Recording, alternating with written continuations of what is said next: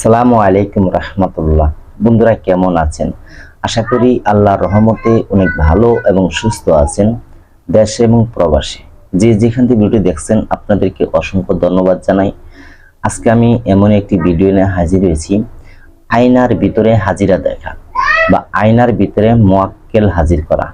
এই আয়নার ভিতরে হাজিরা কিভাবে দেখবেন আপনারা?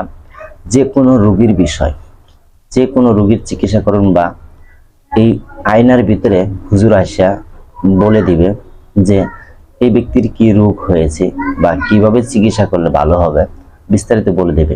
এই হাজিরা দেখার জন্য আপনারা অনেক কিছু করে থাকেন।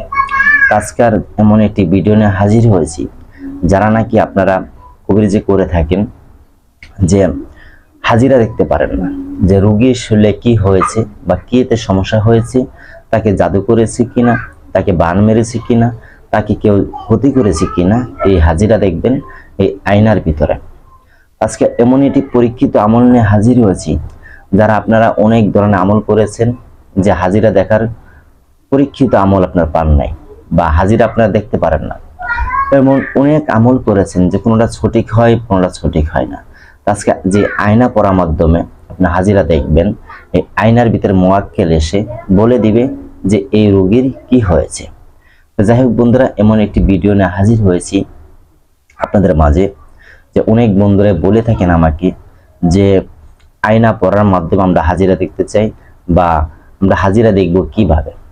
আমি আগে একটি হাজিরা দেখা ভিডিও আপলোড করেছিলাম, সেটা থেকে অনেকে উপকার পেয়েছে। আজকে যেটা দিতেছি, এটি দিয়ে যে কোনো কবিরাজ বা যে কোনো মানুষই আপনারা এই হাজিরা দেখতে পারবেন যে আপনার ফ্যামিলিতে কেউ জাদু করেছে কিনা, ভান মেরেছে কিনা বা কোনো ক্ষতি করে রেখেছে কিনা, এটাকে চালান করেছে কিনা, বা এটা কি ধরনের কাজ করে রেখেছে না তাবিজ গিরে রেখেছে, সব কিছু আপনি এই হাজিরার মাধ্যমে আপনি দেখতে পারবেন। একদম সহজ, এটা কোনো কঠিন না, একদম সহজ একটি আমল নিয়ে হাজির হয়েছি। তো যাই হোক বন্ধুরা, এখন আমি সেই আমলটা বলবো। আপনি যদি আমার চ্যানেল নতুন হয়ে থাকেন তাহলে কষ্ট চ্যানেলটা সাবস্ক্রাইব করে দেন, লাইক করে দেন, শেয়ার করে দেন। আমি আমার চ্যানেলে যে ভিডিওগুলো আপলোড করে থাকি, যেটি মানুষের উপকারে আসবে বা মানুষের কল্যাণে আসবে, যেটা মানুষের উপকার পাবে, সেই ভিডিওগুলো আপলোড করে থাকি বা সত্য যেটি সেটি আপলোড করে থাকি। আপনাদেরকে মিথ্যে আমি শুধু ধোঁকা দেব না, কারণ আপনাকে ধোঁকা দিলে আখিরাতে আমার হিসাব দিতে বলবো আল্লাহ পাকের কাছে। তাই যা বলবো সত্য বলবো ইনশাআল্লাহ। যাই হোক বন্ধুরা, এখন আমি সেই হাজিরা আপনারা কি করে দেখবেন বিস্তারিত খুলে বলবো। তো একটি বাজার থেকে আপনি ভালো মানের আয়না কিনে আনতে হবে। যে আয়নাটা যখন আনবেন, এক দামে আনবেন, দামাদামি করবেন না। তখন এই আয়নাটা বাসায় এনে আপনি কি করবেন, একটি নাবালক বাচ্চা নেবেন, অর্থাৎ বাচ্চার বয়স 10 বা 12 হতে হবে, 10, 11 বা 9 এমন হলে চলবে। এমনটার বাচ্চা নেবেন, মেয়ে হোক বা ছেলে হোক। তারপরে এই বাচ্চাকে গোসল করাবেন। আর যে আপনি আমিল সাহেব, আপনি অজু গোসল করে আপনি প্রস্তুত হবেন। তখন বাচ্চাকে সামনে বসাবেন, গোসল করে উজু করে বাচ্চাকে সামনে বসাবেন। আপনি বাচ্চাকে বসাবেন কেবলামুখী হয়ে, আর আপনি বসবেন পূব দিক ফিরে। সবচেয়ে ভালো হবে এটা। যে কোনো কাজ করতে গেলে এদিক ফিরে বসতে হয়, রোগীকে কেবলামুখী হয়ে বসাতে হবে। তারপরে সেই বাচ্চাটিকে গায়ে গোসল দেওয়া কমপ্লিট করে আপনি কেবলামুখী হয়ে বসাবেন। আয়নাটা ভিতরে আপনি যে আয়নাটা কিনে এনেছেন, সেই আয়নার উপর আপনি এখন যেইটা বলবো সেটা আপনার কাজ করতে হবে। যে আয়াতটা দেখেন স্ক্রিনে আমি আয়াতটা দিয়ে দিয়েছি, এই আয়াতটুক আপনি প্রথমবার 21 বার পড়বেন। 21 বার পরে এই আয়নাতে 3টি ফু দিবেন। 21 বার পড়া যখন হবে, তারপরে আবার 9 বার পড়বেন। 9 বার পরে এই আয়নার ভিতরে 3টি ফু দিবেন। যখন 9 বার পড়া কমপ্লিট হবে, তারপরে আবার 15 বার পড়তে হবে। 15 বার এই আয়াতটুক পাঠ করে এই আয়নার ভিতরে আবার 3টি ফু দিবেন।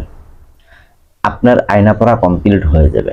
এই আয়নাটা সেই নাবালক যে বাচ্চাটা আছে, সেই বাচ্চার কাছে দিবেন। সেই বাচ্চাটা আয়নার দিক তাকিয়ে থাকবে, আয়নার দিক বাচ্চাটা তাকিয়ে থাকবে। তখন আপনি সেই বাচ্চাকে বলে দিবেন যে তুমি সূরা ফাতিহা পাঠ করতে থাকো। সেই বাচ্চাটা সূরা ফাতিহা পাঠ করবে।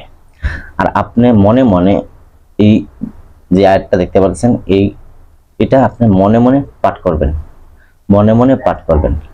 আর বলবেন ওই যে যেখানে লেখা আছে দেখবেন যে বিসমিল্লাহ কুলফু আল্লাহ দুহাই আল্লাহ, উমুকের চোখে, অর্থাৎ সে বাচ্চার নাম নিতে হবে, যে বাচ্চার যে নাম থাকবে সে নাম। যেমন একটা উদাহরণস্বরূপ বোঝাই যে শকতের চোখে হুজুরকে, শকতের চোখের মনিতে হুজুরকে হাজির করে দাও তুমি আল্লাহ। এইভাবে আপনি পড়তে থাকবেন, ঠিক আছে। কিছুক্ষণের মধ্যেই আয়নার ভিতরে হুজুর এসে হাজির হবে। আসার পরে হুজুর এসে সালাম দেবে, সেই সালামের উত্তর বাচ্চা নেবে। তখন আপনি প্রশ্ন করবেন, যা জিজ্ঞেস করা দরকার, যা জানার দরকার, আপনার যে রোগীর সম্পর্কে জানতে চান বা যে কোনো বিষয় আপনি জানতে চান, সেই বাচ্চাকে আপনি প্রশ্ন করবেন, আর বাচ্চাকে হুজুরে বলে দিবে যে এটা এই হয়েছে, এই হয়েছে। তখন আপনি প্রশ্ন করবেন বাচ্চারে, বাচ্চা প্রশ্ন করবে হুজুরকে, মানে হুজুর উত্তর দিবে বাচ্চার কাছে, বাচ্চা আপনার কাছে বলবে কি রোগ হয়েছে। তারপরে আপনি এটার সমাধান বা চিকিৎসা করবেন। আর এটাও জেনে নিতে পারবেন যে কিভাবে সহজ পদ্ধতিতে চিকিৎসা হবে, সেটাও বলে দেবে ইনশাআল্লাহ। তো যাই হোক বন্ধুরা, এটা একটি পরীক্ষিত আমল, এটি কখনো মিস হবে না। এটি যারা করবেন অবশ্যই আমেল যারা আছেন তারা করবেন, আর যারা নতুন শিক্ষা অর্জন করেছেন তারাও করতে পারেন। এটা যে কোনো মানুষই করতে পারবেন। তবে একটা জিনিস, এই কাজ করার আগে অবশ্যই আপনি নামাজি হতে হবে, পরহেজগার হতে হবে। আর একটি বিষয় রয়েছে এখানে, আগে এবং শেষে দুরূদে ইব্রাহিম পাঠ করবেন, ঠিক আছে। তো যাই হোক বন্ধুরা, যদি আমার এই ভিডিও ভালো লাগে অবশ্যই লাইক করবেন, শেয়ার করবেন। সকলে ভালো থাকবেন। আসসালামু আলাইকুম রাহমাতুল্লাহ।